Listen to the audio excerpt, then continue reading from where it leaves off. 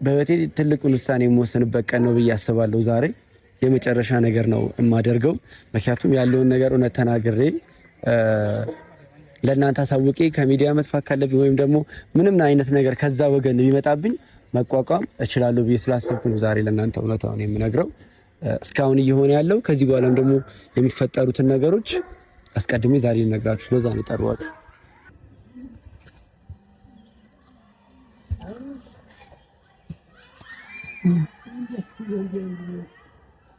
ይሄ የቆየ ፎቶ አይደለም?